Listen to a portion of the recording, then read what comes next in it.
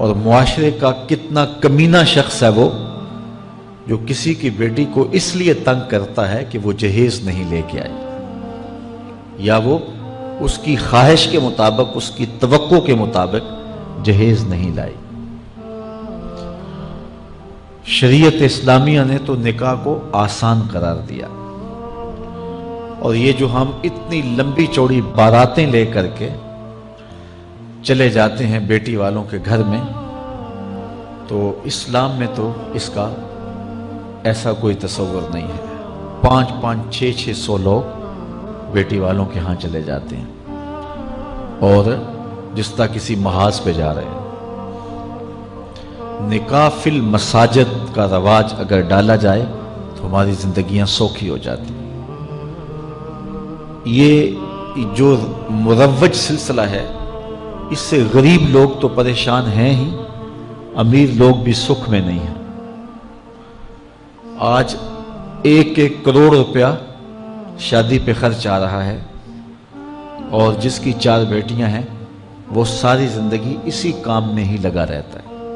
اور غریبوں کی زندگی تو اجیرن ہے۔ غریب کی بیٹیاں سگڑ ہیں، سمجھدار ہیں، سنجیدہ و متین ہیں، پڑھی لکھی ہیں، خوبصورت ہیں، لیکن ان کے رشتے قبول اس لیے نہیں کیے جا رہے کہ ان کے پاس دینے کے لیے کچھ نہیں ہے۔ اور اب ایک سلسلہ چلا جہیز فنڈ کا اور اجتماعی شادیوں کا، تو شاید کسی کے لیے اس میں تسکین ہو، لیکن میں تو ایک مرتبہ ایسی تقریب میں گیا ہوں تو دکھی ہو کے آیا ہوں۔ ہر شخص کا اپنا مزاج ہوتا ہے، مختلف تنظیمات، مختلف لوگ غریب بچیوں کی اجتماعی شادیاں کر رہے ہیں، تو میں ایک تقریب میں مجھے کھینچ کے کچھ لوگ لے گئے۔ میں نے کہا مجھے تجربہ تو نہیں ہے، لیکن مجھے لگتا ہے کہ میرے لیے تکلیف کا سامان ہوگا، اور دوست جس مقصد کے لیے مجھے لے کے جا رہے ہیں تو ان کا مقصد بھی پورا نہیں ہوگا۔ ایسا ہی ہوا، ایک ہال میں 15 سے 20 بچیاں تھیں، اور دوسری جانب 15 سے 20 بچے تھے، اور ان کے مہمان، ان کا ہجوم تھا، اور اسٹیج کے اوپر جو کرسیاں لگی تھیں ان پر مخیر حضرات بیٹھے ہوئے تھے جنہوں نے سرمایہ لگایا اور جہیز فنڈ دیے، اور تنظیم کے لوگ آ کے اپنی کارکردگی بیان کر رہے تھے۔ تو آخر میں انہوں نے مجھے کہا کہ ہم آپ سے کچھ سننا چاہتے ہیں، تو میں نے بیٹھے بیٹھے کہا کہ میں دعا کر دیتا ہوں، لیکن ان کا اصرار بڑھا، تو میں نے مائک پہ آ کے کہا کہ انسان کی زندگی میں 3 موقع ہوتے ہیں جس دن وہ مہمان خصوصی ہوتا ہے، اور سب لوگوں کی نظر اسی کے چہرے پہ ہوتی ہے۔ ایک جب وہ پیدا ہوتا ہے تو کالا کلوٹا بھی ہو تو ساری بستی اس کا منہ دیکھنے آتی ہے، اور اسے بہنیں چاند کہہ کے پکارتی ہیں، چاہے اس کا رنگ گہرا سیاہ کیوں نہ ہو۔ دوسرا موقع انسان پر اس وقت آتا ہے جب وہ دولہا بنتا ہے، تو سارے لوگ اسی کو دیکھتے ہیں، اور وہ نگاہوں کا مرکز ہوتا ہے، اور چیف گیسٹ وہی ہوتا ہے۔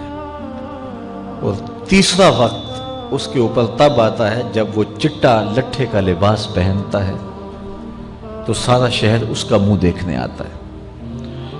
تو میں نے کہا ان غریب لوگوں سے آج تم نے یہ حق بھی چھین لیا۔ آج مخیر حضرات کو اوپر بٹھایا اور ان کو نیچے بٹھایا ہوا ہے، اس لیے کہ یہ غریب ہیں، اور کسی کے چہرے کے اوپر میں نے کہا خوشی کے آثار نہیں نظر آ رہے، اداسیاں ہیں، اور اتنے لوگوں کو ان کی غربت کا گواہ بنا رہے۔ ایک دم سکوت طاری ہو گیا حال پر، چونکہ مجھ سے وہ کچھ ایسی باتیں سننا چاہ رہے تھے جس سے ان کو داد ملتی۔ میں نے کہا تمہارے جذبے اپنی جگہ پہ، لیکن کاش کے رات کے اندھیرے میں ان بیٹیوں کے ماں باپ کو تم نے کچھ پیش کیا ہوتا اور یہ اپنے گھر سے رخصت ہوتی تو عرش والا رب بڑا راضی ہوتا۔ لیکن برا کرے نمائش کا کہ ہم نے ان بیٹیوں کا تماشا لگا دیا۔ میں ایک شہر میں گیا تو وہاں آج کل وہ پہلے تھا نا عمرے کے ٹکٹ محفل نعت میں، تو آہستہ آہستہ مجمع سمٹ گیا، تو اب ایک نیا سلسلہ شروع ہوا ہے کہ جہیز کی پرچیاں نکالی جائیں گی۔ تو اسی سال آپ کے قرب میں ایک جگہ 10 کے 15 جہیز فنڈ تھے، تو مجھے خطاب کرنے کے لیے انہوں نے کہا، تو بڑے شوق سے منتظم محفل نے بتایا کہ 15 بچیوں کا جہیز بھی نکالا جائے گا، اور اس پردے کے پیچھے ہزاروں بچیاں بیٹھی ہوئی ہیں۔ تو میں نے اپنی گفتگو میں کہا کہ یہ ظلم نہ کرو، یہ زیادتی نہ کرو، تمہارے پاس 100 لوگوں کا کھانا ہے تو 500 لوگوں کو نہ بلاؤ کہ تم قرعہ اندازی کر کے 100 آدمیوں کو کھانا دے دو اور 400 آدمیوں کو کہو کہ تمہارا نام نہیں نکلا۔ تمہارے پاس 100 کا کھانا ہے تو 100 کو ہی پردے سے بلاؤ اور ان کو کھانا کھلا دو۔ میں نے کہا 10,000 بیٹیاں اس پردے کے پیچھے بیٹھی ہیں آپ کے بقول، اور آپ ان میں سے چند کو قرعہ اندازی کے ذریعے جہیز فنڈ دے رہے ہیں۔ ہر پرچی پہ 10,000 بیٹی کا دل دھڑکے گا کہ شاید میرے مقدر جاگ پڑے اور غموں کی سیاہ رات ختم ہو گئی، لیکن جب آخری پرچی کے بعد اعلان کیا جائے گا کہ قرعہ اندازی مکمل ہو گئی، تو کتنی بیٹیاں گھروں میں جب واپس جا رہی ہوں گی تو تم نہیں جانتے ان کے قدم کتنے بوجھل ہوں گے، اور رسول اللہ کا میلاد ہو اور بیٹیاں آنسو بہاتی ہوئی جائیں۔ تو میں نے کہا تم خوشیاں خریدنے لگے تھے، غم خرید لیے تم نے، خوشیاں بانٹنے لگے تھے، غم بانٹ لیے تم نے۔ تو یہ زیادتی نہ کرو، یہ جو رواج پڑ رہا ہے یہ اپنی نمائش کے لیے، خدا را آگے تم نے عمرے کے ٹکٹ بانٹے، بہت کچھ کیا لوگوں کو اکٹھا کرنے کے لیے، اور کیا کیا رنگ اپنائے گئے۔ میں نے کہا وہ اچھا تھا، چلو مجھے اس پر بھی بات ہے، لیکن چلو میں نہیں کرتا، لیکن یہ ظلم نہ کیا جائے کہ محافلات میں مجمع اکٹھا کرنے کے لیے جو ہے وہ غریبوں کی بچیاں بلا کر کے تو 10 کو آپ دے کے باقیوں کو کہیں کہ معذرت ہمارے پاس اتنا ہی تھا۔ تو آپ کے پاس 100 کا کھانا ہے، 100 کا پانی ہے، تو 500 پیاسوں کو نہ بلائیں، 500 بھوکوں کو نہ بلائیں، 100 کو ہی بلا کر کے پردے سے جو ہے وہ ان کی مدد کریں۔ تو میں یہ کہتا ہوں کہ ہم جہیز فنڈ دینے کی بجائے، یہ جب تک یہ حالات ختم نہیں ہوتے، میں خفیہ طور پہ یہ بھی کرنا چاہیے، لیکن ساری قوم ادھر لگ گئی ہے، تو اس کی بجائے ہمارے علماء کو، ذمہ دار کو، یہ مختلف چینلز کے اوپر یہ جو ٹاکنگ ہوتی ہے اس پہ گفتگو ہونی چاہیے کہ اس رسم کو ختم کیا جائے اور معاشرے کی تربیت کی جائے کہ بیٹیوں کا رشتہ اس لیے قبول کیا جائے کہ وہ دیندار ہیں، وہ پردے دار ہیں، وہ سگڑ ہیں، وہ پڑھی لکھی ہیں اور ان کے اخلاق اچھے ہیں، یہ معیار بنایا جائے، دولت کو معیار نہ بنایا جائے۔ اس طرح معاشرے پس جائیں گے اور معاشرے کے پلے کچھ بھی نہیں بچے گا۔ اور آج اندازہ نہیں ہے ہم کو کہ جس کی بیٹیاں گھر کی دہلیز پہ جوان ہے اس کی زندگی کتنی کٹھن گزر رہی ہے۔ کوٹھے تے چڑھ ویخ فریدا تے گھر کر بلدی اگ، میں جاتا دل دکھی میرا پر دکھی سارا جگ۔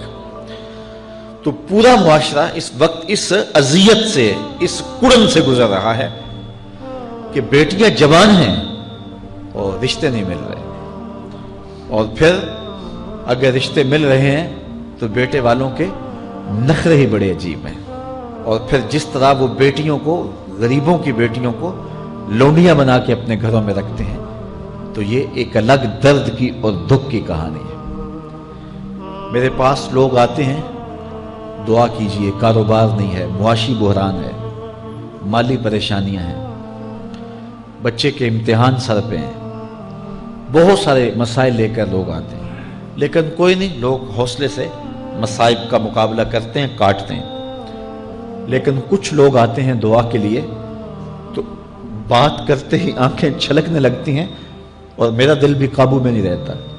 لوگ کہتے ہیں کہ حضرت دعا کرو، بیٹی سسرال میں دکھی ہے، اللہ سکھ دے دے۔ تو میں دعا بھی کرتا ہوں، لیکن میں تنہائی میں جا کے روتا ہوں کہ اس درد کا مداوع کیا ہے، اس دکھ کا علاج کیا ہے، اور معاشرہ تیزی سے اس تکلیف کی طرف بڑھ رہا ہے، اور طلاق کی شرح بھی جو ہے وہ بڑھتی چلی جا رہی ہے۔ میرے پاس ایک دن ایک صاحب آئے، ساتھ ان کی بیوی تھی، اور میں انہیں جانتا ہوں، عزت دار لوگ تھے۔ تو انہوں نے کہا کہ ہم آپ سے کوئی تنہائی میں بات کرنا چاہتے ہیں۔ تو ان کے اپنے عزیز تھے، بیٹیاں اس شخص کی زیادہ ہیں، اپنے عزیزوں میں شادی کر دی۔ تو اس وقت انہوں نے طے کر لیا کہ کوئی بات نہیں، ہم جہیز نہیں لیتے۔ لیکن وہ باپ بلک بلک کے مجھے کہہ رہا تھا کہ کتنے دنوں سے میری بیٹی گھر آ کے بیٹھی ہوئی ہے، اور وہ کہتے ہیں کہ اتنی دیر واپس نہ آنا جب تک تیرا جہیز پورا نہیں ہو جائے گا۔ میں کہتا ہوں کتنا صفاق معاشرہ ہو گیا ہے اور کتنے کٹھن حالات ہو گئے ہیں۔ تو جب معاشرہ اس کیفیت میں چلے جائے تو پھر انارکی پھیلتی ہے اور معاشرے پھر قائم نہیں رہتے۔ تو کتنی باپ کی دہلیز پر بوڑھی ہونے والی بیٹیاں، ان کی سسکیاں، ان کی آہیں اور ان کی چیخیں اس معاشرے کو بے چین کی ہوئی ہیں۔ تو امیر لوگوں کی ذمہ داری ہے کہ وہ غریبوں کے دکھ بانٹ لیں۔ اللہ تعالیٰ ارشاد فرماتا ہے کہ فکو رقبہ او اطعام فی یوم ذی مسغبہ، کسی پھنسے ہوئے کی گردن چھڑانا یہ بڑی نیکی ہے۔ تو اس وقت غریب کی بیٹیوں کا رشتہ کوئی قبول نہیں کرتا۔ اگر کوئی نوجوان اور اگر کوئی سرمایہ دار غریبوں کی بیٹیاں قبول کر لے تو یہ اس کی مہربانی ہوگی، اور اگر یہ نہیں کر سکتا تو کم از کم ان بیٹیوں کی شادیوں کا اہتمام کیا جائے، لیکن یہ مہربانی کی جائے کہ غریبوں کی بچیوں کو نمائش گاہ میں نہ کھڑا کیا جائے اور ان کی غربت کا تماشا نہ بنایا جائے۔ رات کی تنہائی میں ان کے ماں باپ کی خدمت کی جائے تاکہ وہ اپنی بیٹیوں کو عزت سے اٹھا سکیں۔ میرے حضور نے ارشاد فرمایا وَرَجُلٌ تَصَدَّقَ بِصَدَقَةٍ فَأَخْفَاهَا حَتَّى لَا تَعْلَمَ شِمَالُهُ مَا تُنْفِقُ يَمِينُهُ، جس شخص نے تنہائی میں خیرات کی کہ دائیں ہاتھ نے جو خرچ کیا بائیں کو پتہ بھی نہ چلا، قیامت کے دن جب کوئی سایہ نہیں ہوگا اللہ اس شخص کو اپنے عرش کا ٹھنڈا سایہ عطا فرمائے۔ تو یہ جو اجتماعی شادیوں کا ماحول ہے، تو اگر اس کو ہم اس میں تبدیل کر لیں کہ غریبوں کی عزت نفس مجروح نہ ہونے پائے، تو اللہ تعالیٰ یہ توفیق نصیب فرمائے اور معاشرے کے اندر ایسے لوگ نکلیں جو معاشرے کے دکھ بانٹتے ہیں۔ اور علماء کو منبر و محراب سے زوردار آواز اٹھانی چاہیے کہ یہ جو رسم پیدا ہو گئی ہے جہیز کی، اور اس کے بغیر بیٹیاں گھر سے رخصت نہیں ہو سکتی ہیں، تو اس کو ختم کیا جائے اور اس کے خلاف عملی جہاد کیا جائے، اور اس کے لیے امیر لوگ نمونہ بنیں۔ غریب لوگ تو نمونہ بن نہیں سکتے، مشکل ہے ان کے لیے، لیکن امیر لوگ اگر نمونہ بنیں تو وہ بن سکتے ہیں اور معاشرے کے اس ناسور کو ختم کیا جا سکتا ہے، اور غریبوں کی بیٹیاں عزت سے اپنے پیا گھر سدھار سکتی ہیں اور ان کو جو ہے ان کے ماں باپ کو تسکین کی اور چین کی نیند آ سکتی ہے۔ آج میں نے نکاح کے حوالے سے بہت ساری باتیں کرنی تھی، لیکن عنوان ادھر چلا گیا چونکہ یہ ایک سلگتا ہوا مسئلہ ہے اور ہمارے معاشرے کو کاٹ رہا ہے اور توڑ رہا ہے۔ ایک تو گھروں کی دہلیز پہ بیٹیاں بوڑھی ہو رہی ہیں، اور دوسرا شرع طلاق جو ہے وہ بڑھتی چلی جا رہی ہے۔ اس حوالے سے میں زیادہ لمبی گفتگو نہیں کرتا، صرف دو چار باتیں کہ طلاق اگرچہ مرد کا شرعی حق ہے، اور اگر نباہ نہ ہوتا ہو تو طلاق دینا ناگزیر ہو جائے تو طلاق دینا ہی پڑتا ہے، لیکن اس کے باوجود اگر کوئی شخص اپنی بیوی کو برداشت کرتا رہے تو قیامت کے دن رب کی رحمتوں کا حقدار ہوگا۔ جائز کاموں میں جو سب سے ناپسندیدہ امر ہے وہ طلاق ہے، اور جب کوئی شخص طلاق دیتا ہے اللہ کا عرش بھی ہلنے لگ جاتا ہے۔ امرأہ مردودہ اس خاتون کو کہتے ہیں جس کے شوہر نے اس کو طلاق دے دی اور وہ اس قابل نہیں ہے کہ اس کا دوبارہ نکاح ہو سکے. پہلے ہی بڑی مشکل نکاح ہوا تھا، بدصورت تھی، جہیز نہیں لا سکی تھی، تو پہلے بڑی مشکل نکاح ہوا تھا، اب طلاق ہو گئی تو اب تو اور زیادہ امکان مشکل ہو گیا. تو وہ اپنے باپ کی دہلیز پہ بیٹھ گئی. آگے نکاح کا ارادہ بھی نہیں ہے چونکہ امکان باقی نہیں ہے. تو اس عورت کو شریعت میں کہتے امرأہ مردودہ، لٹائی گئی خاتون. حدیث میں آتا ہے کہ کل اس خاتون کے باپ کو اس کے گناہوں کی وجہ سے جہنم کا حکم ہوگا تو یہ جہنم اور اپنے باپ کے درمیان آڑ بن کے کھڑی ہو جائے گی اور رب سے بحث کرے گی کہ میرے مالک تو نہ مجھے عقل دی نہ تو نے مجھے شکل دی. سسرال نے قبول نہ کیا اور خامن نے دھتکار دیا. یہ ایک بوڑھا باپ ہی تھا جو مزدوریاں کر کر کے میرا پیٹ پالتا رہا، اس کے بڑے گناہ ہوں گے لیکن مالک میں تو اس کو جہنم میں نہیں جانے دوں گی. اللہ سے لڑائی کرے گی، بحث کرے گی، اللہ اکبر، الجھاؤ پیدا کر دے گی. حدیث میں آتا ہے اللہ اس خاتون کی سفارش مان کے اس کے بوڑھے باپ کو جنت عطا فرما دے. اگر طلاق دینا ناگزیر ہو جائے، بہت ضروری ہو جائے طلاق دینا اور اس کے بغیر کوئی دوسرا راستہ نظر نہیں آ رہا، تو پھر بھی 3 طلاقیں اکٹھی نہ دیں. ایک طلاق دے دیں، اور ایک طلاق دینے کا فائدہ یہ ہوگا کہ 3 مہینے کے بعد عورت فارغ ہے، آگے نکاح کرنا چاہے تو کر سکتی ہے. لیکن اگر 3 ماہ کے بعد، 4 ماہ کے بعد، سال کے بعد، 2 سال کے بعد اس نے آگے نکاح نہیں کیا تو دوبارہ ان کا پروگرام نکاح کا ہو جاتا ہے، تو پھر واپس آنا آسان ہوتا ہے. تو لوگ یک مشت 3 طلاقیں دے دیتے ہیں اور پھر مسئلہ پوچھتے ہیں.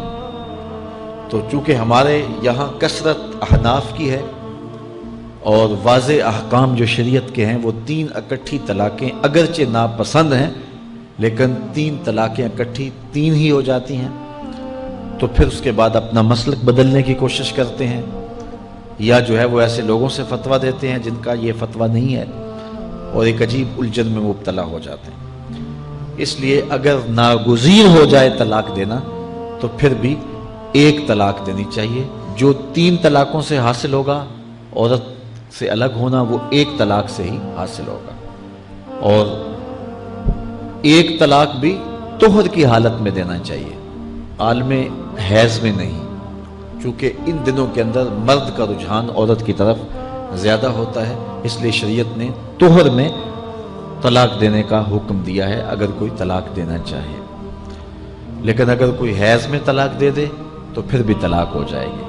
3 اکٹھی دے دیں پھر بھی طلاق ہو جائے گی. لیکن 1 طلاق اور وہ بھی طہر میں اگر دی جائے، ہاں مہینے کے وقفے کے بعد دی جائے تو پھر بھی موقع موجود ہوتا ہے. تو عمومی طور پہ لوگ 3 طلاقیں اکٹھی دے کے بعد میں پریشان ہوتے ہیں، کیونکہ طلاق دینے کے بعد پھر پوزیشن سوچ کی اور گمان کی اور ہوتی ہے.